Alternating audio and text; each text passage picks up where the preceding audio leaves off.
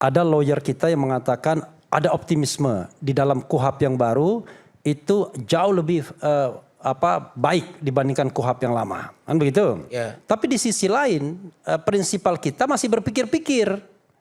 Kenapa masih berpikir-pikir? Karena tadi sukses di dalam pra-peradilan itu buruk. Kalau misalnya Anda dipersepsi dekat dengan kekuasaan, walaupun Anda buronan, menang Anda. Kemarin yang paling awal itu adalah ketika seorang yang powerful ada diduga rekening gendut, menang dia.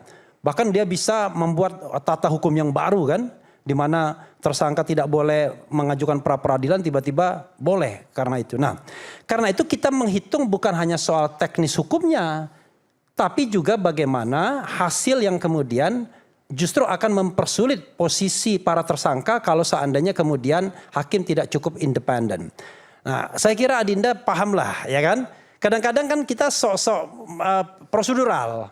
Kalau enggak, ajukan pra-peradilan. Padahal kita tahu pra-peradilan itu kadang-kadang menjadi kuburan. Begitu pra-peradilan dikalahkan, cepat-cepat dia ditangkap dan lain sebagainya. Nah, tetapi ya Adinda Rasman, siapa tahu dalam 1-2 hari ini tiba-tiba kita mengajukan pra-peradilan. Kan tidak kita tutup itu.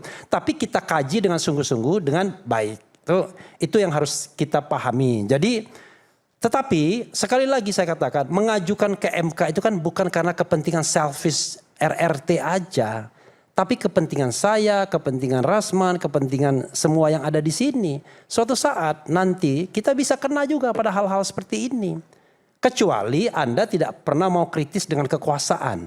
Tapi once Anda kritis dengan kekuasaan, amar ma'ruf nahi mungkar, maka disitulah kita perlu yang namanya protection konstitusi, kemudian hak asasi manusia, demokrasi.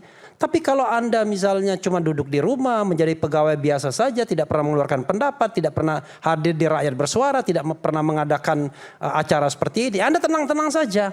Tetapi begitu Anda mau kritis terhadap kekuasaan dan tidak ada penguasa yang suka dikritik, maka disitulah perlu perlindungan hak asasi manusia, perlindungan kebebasan berbicara dan berpendapat.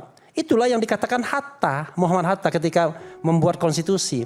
Supomo dengan keyakinan luar biasa mengatakan, udahlah kita kan bentuk negara kekeluargaan.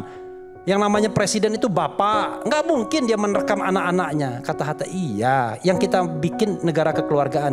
Tapi bukan tidak mungkin nanti bapak kemudian ganas kepada anaknya. Karena itu kita butuh perlindungan.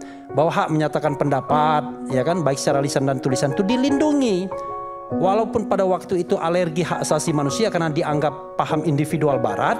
Tetapi masukan Hatta itu akhirnya diadopsi dan kemudian lebih diadopsi lagi dalam